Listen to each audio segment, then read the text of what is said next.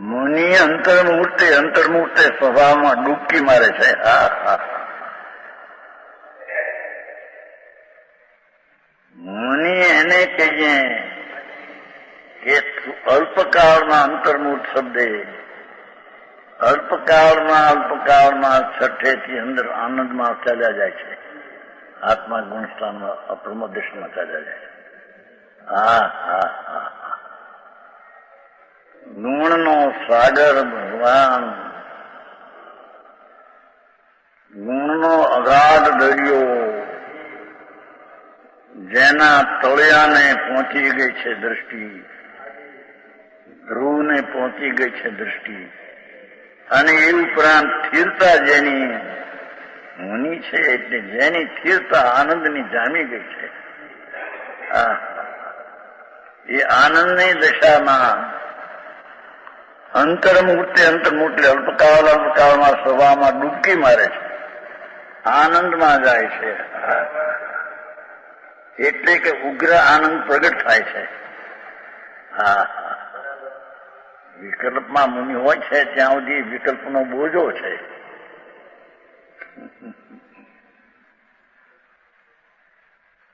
સતીન્દ્રિય આનંદનો જે અનુભવ થયો એને પણ જયારે વિકલ્પ મહાવર્તનો આવે એ પણ બોલ્યો છે, દુઃખ છે. એથી એ બહારમાં આવે ત્યારે પણ દ્રષ્ટિ તો ધ્રુવ પર જ પડી છે ટકા, છતાં એ ક્ષણે અંદરમાં પાછા ચાલ્યા જાય છે. દ્રષ્ટિ જ્યાં છે એ દ્રવ ઉપર લીનતા કરે છે. સમજાણું કાંઈ?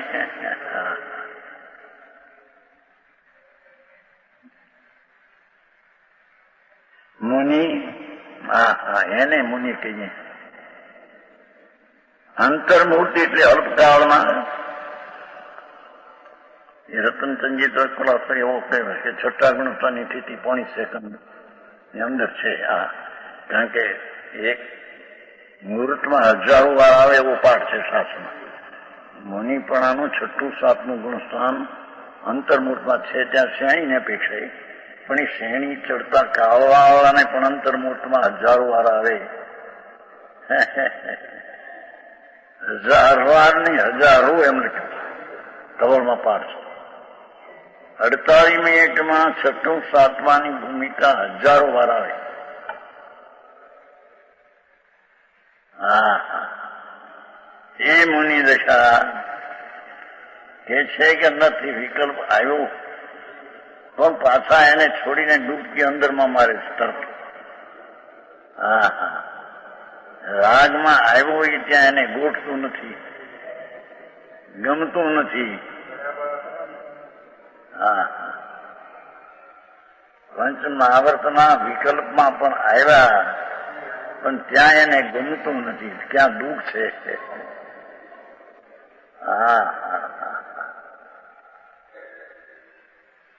ભરતનો વિકલ્પ ઉઠે એ દુઃખ છે.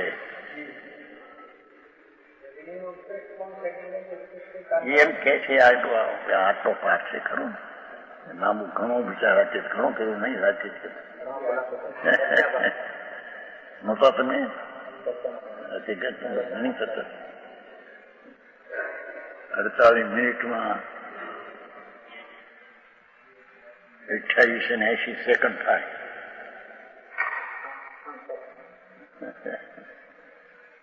48 મિનિટમાં 1 મિનિટ 7 સેકન્ડ, તો 48 મિનિટમાં 28 અને 80 એટલી સેકન્ડ થાય.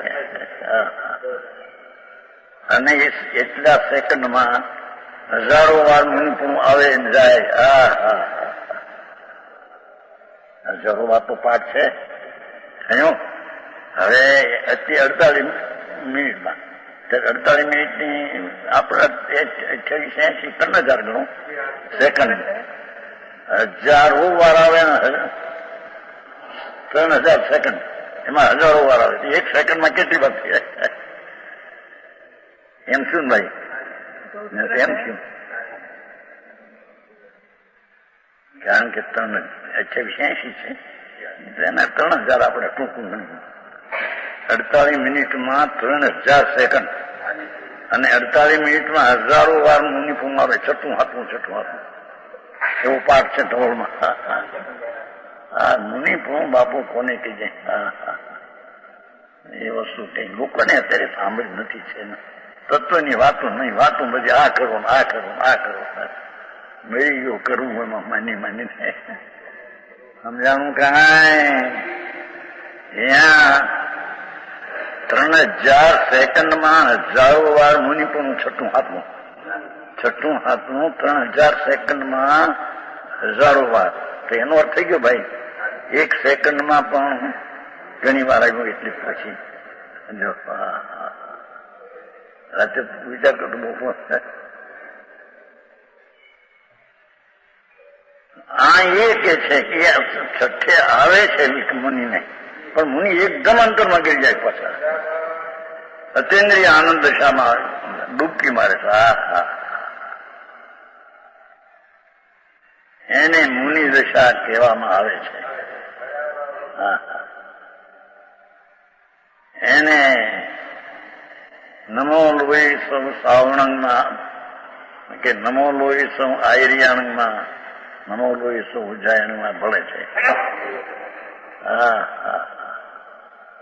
જેને 48 મિનિટમાં એટલે કે 2880 સેકન્ડમાં હજારો વાર મુનિપણું આવે, તો 1 સેકન્ડમાં પણ ઘણી વાર એમ થઈ ગયું.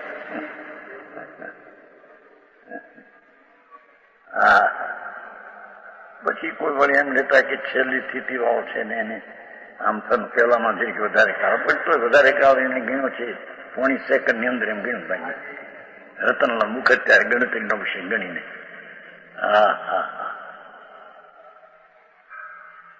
જેને અંતરદ્રષ્ટિ થઈ છે અનુભવની, આનંદનો નાદ જેને જાગ્યો છે ને એના વળી ચારિત્ર દશા.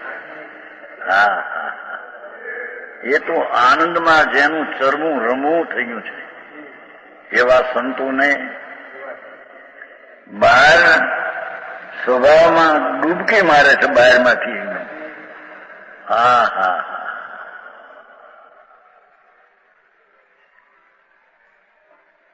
એ હાલતા ચાલતા દેખાય છતાં એ વખતે પણ અંદરમાં ક્ષણે અંદરમાં ડૂબકી આનંદમાં મારતા હોય છે.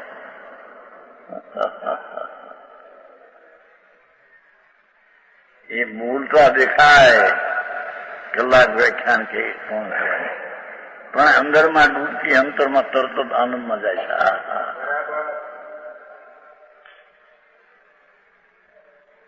આવી સ્થિતિ છે.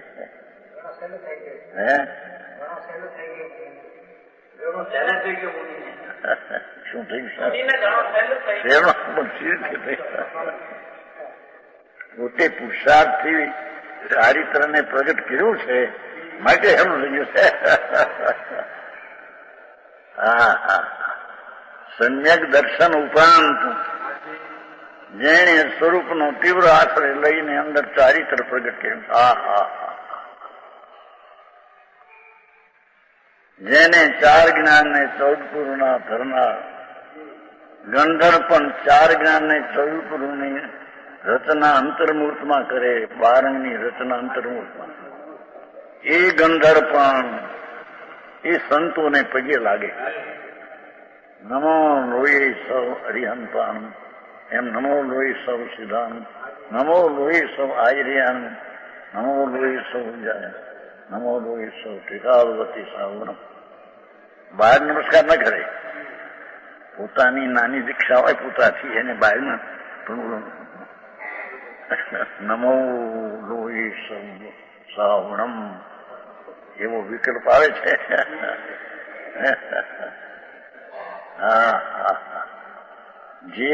એ જ ભવમાં મોક્ષ જનારા છે. એ જ ભવમાં જેની 12 અંગની રચનાની તાકાત જાગી છે, 12 અંગની રચના અંતર્મૂર્તમાં કરે.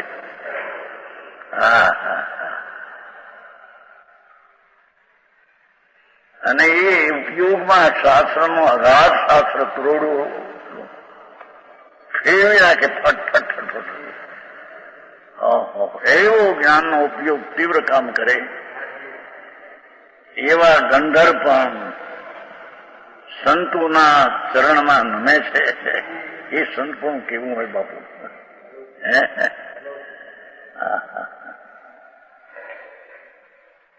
ભગવાન રાજા કેવળ જ્ઞાની, ગંધર્વ એના દિવાન,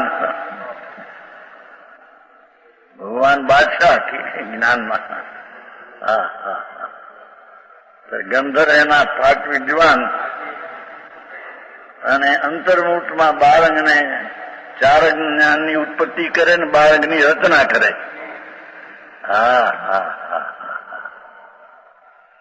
એ ગંધર્વ પણ નમો લોએ સૌ સારો. બે ઘડી પહેલા જે કઈ મુનિ થયો હોય અને પોતાને અબજો વર્ષથી મુનિ પણ હોય.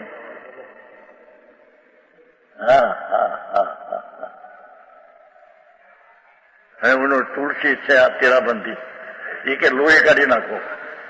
અરે બાપા તને ખબર નહીં બાપુ ટૂંકો નમો લોહી ન જોઈએ.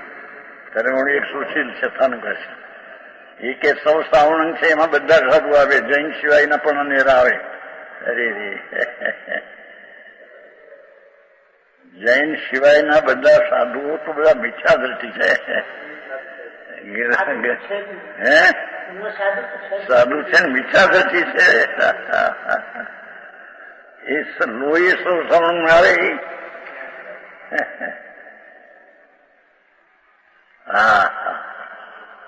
અરે સ્વાર્થને લઈને શાસ્ત્રના અર્થો પણ ઊંધા કરવા. જગત આમ જ જગત અનાદિથી અંધારે પડ્યું છે. સર્વ લોહીનો અર્થ એ છે કે અરિહંત છે ને એ એક જ ઠેકાણે ઠીક છે નહીં. અરિહંત છે એક વિજય છે, નવસે રોજન ઊંડી ઉતરેલી. 32 વિજય છે ને જમ્મુદીપમાં, 32 વિજય, એક એક વિજયમાં એક એક ચક્રવર્તી થાય ખાવું એવું એક એક. એમ મહાવિદયમાં 32 વિજય છે, 32 પહાડ હિમાલય. એક એક વિજયમાં એક જ ચક્રવર્તી તીર્થંકર થાય. એ વિજયમાં એક વિજય એવી છે આમાં કે આમ તમ ત્રીછી નથી પણ 900 જોજન આમ હેઠે ઉતરી ગઈ છે. સલીલાવતી નામની એક વિજય છે, એ અધોગમમાં ઉતરી ગઈ છે. ત્યાં કેવળ પામીને મોક્ષ જાય. એક ઉર્ધમાં જઈને કેવળ પામીને મોક્ષ જાય અને એક મજમાં રહીને કેવળમાં મોક્ષ જાય. એથી એ બધા નમો લોહી સૌ સાર એમ કહ્યું છે. અને સિદ્ધને પણ નમો લોહી કેમ કીધું કે અહીંથી સિદ્ધ થાય છે ને એક સમય આમ થાય છે ને રસ્તામાં, એ પણ હજી લોક ત્યાં પહોંચે છે એક સમય, પણ અહીં છે ત્યાં એને નમસ્કાર કરે. લોહી સૌ સિદ્ધામ, જે સીધો હજી 108 અહીંથી જતા તે વખતના સમયને પણ હું તો નમસ્કાર કરું છું.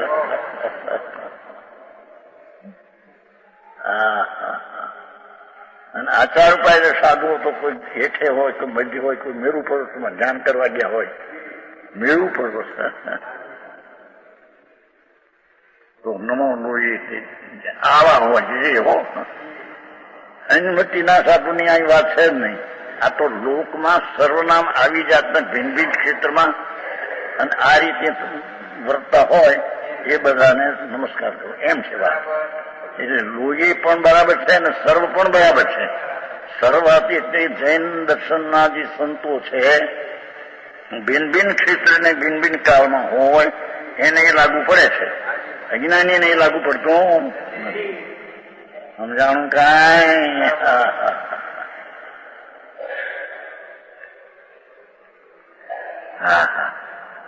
મુનિ અંતર્મુહૂર્તે સભામાં ડૂબકી મારે છે. ડૂબકી સમજે તમારા ભાષામાં?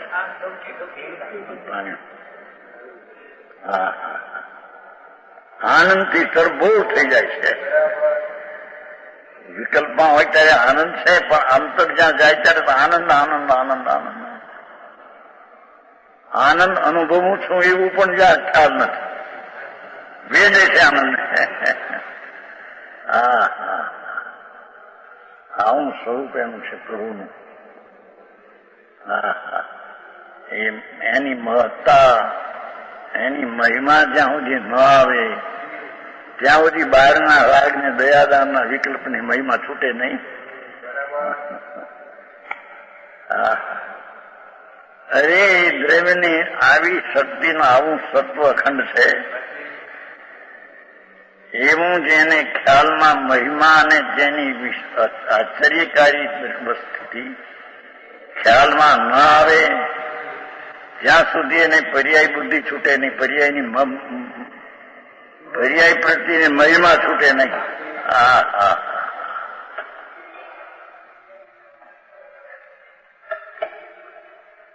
એક સમયની પર્યાયની પાસે અખંડ તત્વ પડ્યું છે.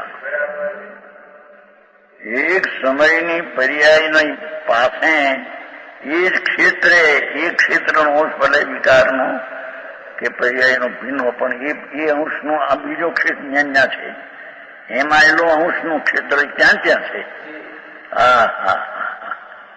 એમાં જે બિરાજમાન છે, એમાં જે ઠરે છે એને બહાર આવવું ગોઠતું નથી. પણ નબળાઈને લઈને પાછો વિકલ્પ ઉઠે પણ ત્યાં તેને ગોઠતું નથી. બીજામાં આવી ગયું છે ને આપણે આમાં હવે આવશે ને 149 પાને આમાં આવી ગયું છે. 149 છે પાનું છે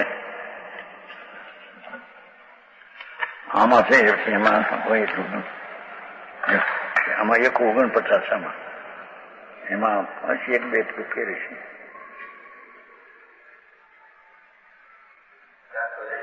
હે 400 આમાં અહીંયા આંકડો નથી, એમાં 401 બોલે છે. આંકડા એમાં છે, આંકડા છે એમાં, આમાં નથી, આમાં આંકડા. હે ઠીક 401 છે. હે હા ઠીક. જ્ઞાનીનું પરિમન વિભાવથી પાછું વળી સ્વરૂપ તરફ ઢળી રહ્યું છે.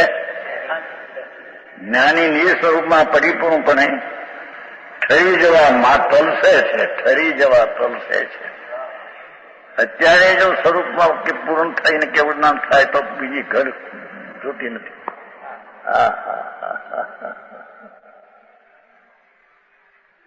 જેને દ્રષ્ટિમાં ભગવાન ભાયો પૂર્ણાનંદનો નાથ અચિંત અખંડ તત્વનું જ્યાં ભાન થયું, જ્ઞાનમાં જેનું પ્રત્યક્ષપણું સ્વાદ આવ્યો, એને અંતરમાં જવા તરસે છે. આ વિભાવ ભાવ અમારો દેશ નથી. એ વિકલ્પ ઉઠ્યો કોઈ પંચમહાવર્તનો આદિ સમકી, એ અમારો દેશ નથી.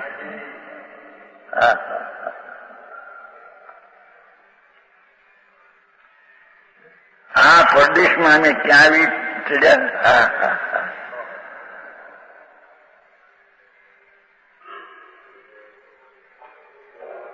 એ વિકલ્પમાં આવે છે ને પંચમહાવર્તનો કે આવી વિકલ્પ ભક્તિ. અરે આ તો પરદેશ છે, અમે ક્યાં આવી ચડ્યા. મારો દેશ તો અંદર સ્વરૂપ આનંદ છે, એ મારો સ્વદેશ છે. અમને અહીંયા ગોઠતું નથી. સમ્યક દ્રષ્ટિને રાગમાં આવવું ગોઠતું નથી. આ તો પરદેશ છે. અહીં અમારું કોઈ નથી. એ દયા દાન વ્રત ભક્તિ આદિ પરિણામમાં અમારું કોઈ નથી.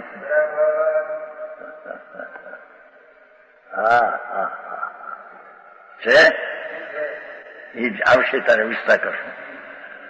જ્યાં જ્ઞાન શ્રદ્ધા ચારિત્ર ને આનંદ વીર્યાદિ આનંદ ગુણરૂપ અમારો પરિવાર વસે છે, તે અમારો સ્વદેશ છે. લાડનું માંથી નીકળી ગયા કલકત્તા પરદેશ એમ કે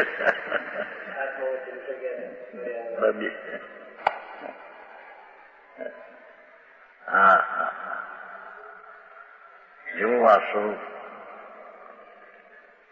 આનંદ ગુણ અમારો પરિવાર, તે અમારો સ્વદેશ છે. અનંત આનંદ ને અનંત ગુણ નું ધામ મારો નાથ, એ મારો સ્વદેશ છે. હા હા હા.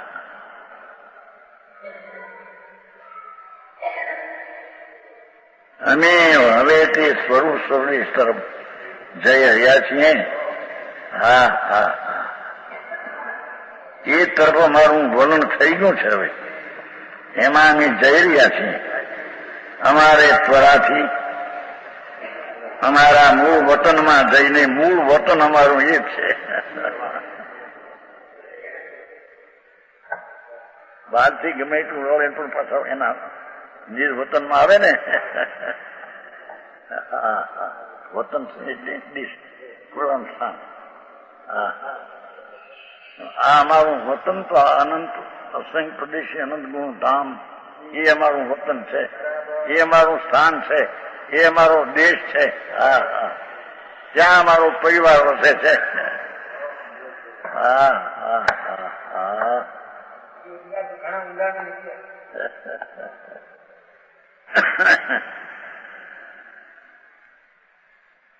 એવી વસ્તુ છે, એનો અનુભવ થયો એટલે એને આનંદમાંથી બહાર નીકળતા આ શું, હવે અમે તો પ્રદેશમાં આવી પડ્યા.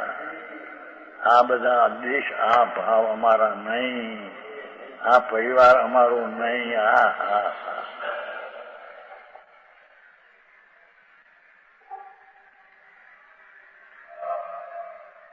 અમે અમારા ત્વરાથી મૂળ વતનમાં જઈને જનાતી વસવું, જ્યાં બધા અમારા છે. હા હા. આવે છે ને નિયમ સર નહીં, જ્ઞાન નિધિને પામીને પોતે ગુપ્ત થઈને સ્વદેશમાં રહે. નિયમ સારમાં છે. કોઈ પરદેશમાં ગયો ને 5 કરોડ રૂપિયા પૈસા આવ્યા, પેદા થઈ ગયા એકદમ, પછી મૂકીને સ્વદેશમાં ચાલ્યા આવે. અને ખાનગી પછી એનો ઢંઢેરો ન પીટે કે અમે પૈસા ખૂબ લાવ્યા છીએ, તો પછી બીજા ખાઈ જઈશું, બીજા લાવો. એવું પાઠ છે નિયમસારમાં. નિયમસાર કુમકુંડાચા કે જ્ઞાન નિધિ કોઈ પણ પૈસાને પામીને પરદેશમાંથી મળ્યા પૈસા ક્યાંય પ્રદેશમાં વયા આવે. જો ના લાખાણી આમ છે કોઈ લખાણિયા? હા લખાણી. હા મૂળજીભાઈ દામોદરભાઈ, એનો બાપ બહારથી પૈસા લઈ મુંબઈથી 16 લાખ કે 18 લાખ, બસ દુકાન બંધ કરી દીધી, દેશમાં આવી આવ્યા. આ તો ઘણા વર્ષ પહેલાની વાત, ઘણા વર્ષ પહેલા, એ તમારા જન્મ પહેલાની વાત. પૈસા પેદા થઈ ગયા એ કરી 16 લાખ 18 લાખ તે દી, એટલે 50 વર્ષ 60 વર્ષ પહેલા એને છોડી દીધું, દુકાન છોડીને દેશમાં. એમ ત્યાં કહે છે નિયમસારમાં કે જેમ પૈસા બહારમાં મળી ગયા ઘણા, અને સ્વદેશમાં આવીને ખાનગી પોતે અનુભવે, ખાય પીવે, બહાર પીટે નહીં, તો કુટુંબી આવીને કહે, ગામના ઓલા ચંદા ખરવા વાળા આવીને આવીને એમ થાય ને ભાઈ. એટલે પોતે ખાનગી પૂરી ખાવા પડે. એમ જ્ઞાન નિધિને પામીને આ નિયમસારમાં છે. આત્મા આનંદનું નાદ પ્રભુ એને મળ્યો છે, જ્યાં એને પામીને પોતે એકાંતમાં અનુભવે, બહારમાં એનો ઢંઢેરો ન પીટે. હા હા હા. બહાર પડવા માટે અમને કોઈ ઓળખે ને અમનારું માન વધે ને, એ બધી વાતો બધી બહાર પડવાની છે, અંદરમાં જવાની નથી. સમજાણું કાંઈ? એ આપણે આવી દીધું. આ તો દાખલો ગણાયો, આપણે કાંઈ ચાલે છે ને. અંદર વસવાટ માટે મેલ મળી ગયો છે, આપણે ચાલતો અધિકાર. મુનિને અંતરમાં વસવા માટે મેલ મળી ગયો. હા હા હા. ક્યાં વસવું એની ખબર નહોતી, જ્યાં ભાન પડ્યું ત્યાં આમાં વસવા જેવું છે. વસવાટ આ જ સ્થાન છે, અંતર આનંદના ધામમાં વસવા જેવું છે. વસવાટ ત્યાં કરવા જેવો છે. હા હા હા હા.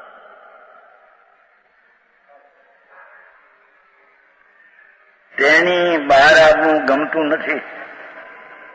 મહેલ મળી રહ્યો તેની બહાર આવવું ગમતું નથી. કોઈ પ્રકારનો બોજો મુનિ લેતા નથી. હા હા મુનિ માથે ઓલું શું શબ્દ આવ્યો? પ્રકમ સર્વિસમાં નહીં હે પ્રકમ કોઈ કામ માથે માથે કે આ પાઠશાળા તમારે ધ્યાન રાખવું પડશે કે આ પાઠશાળા માટે પૈસા ઉઘરાવવા માટે તમારે કરવું પડશે. આ તીર્થ માટે અત્યારે કરે છે ને તીર્થ માટે પૈસા તમારે ઉઘરાવવા પડશે. તમારે મુનિ એવું કામ માટે લે જ નહીં. હા અહીં સમોક્ષણ બનાવવું છે એને માટે 25 લાખ ખર્ચવા છે તો તમે ધ્યાન રાખો ક્યાંક એવું છે તો એ પૈસા આવે એવું એ મુનિ એવો બોજો માથે રાખે જ નહીં.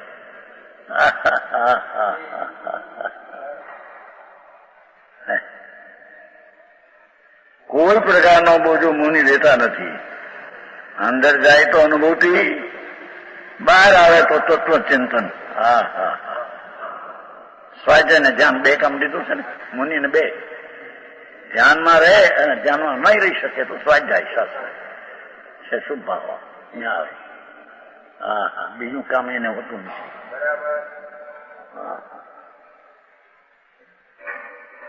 ભાઈ આ મારે પંચકલાની કરવું છે ફલાણા દિવસે તમારે મારા ત્યાં આવવું પડશે. ત્યાં એવો બોજો મુનિને ન હોય.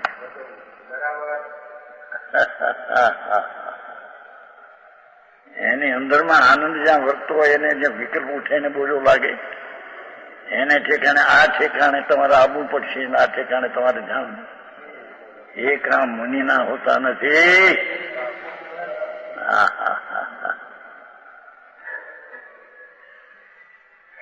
સાધક દિશા એટલી બધી વધી ગઈ છે કે દ્રવ્ય તો કૃતકૃત છે, વસ્તુ તો કૃતકૃત અખંડ કૃતકૃત છે, પરંતુ પર્યાયમાં પણ ઘણા કૃતકૃત થઈ ગયા છે.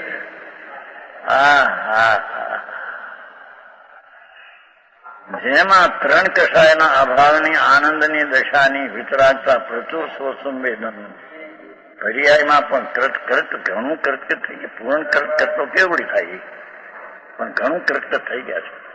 એવા મુનિને અંદરમાં જવું એનો વસવાટ છે. બહારમાં આવવું એનો બોજો લાગે વિશેષ.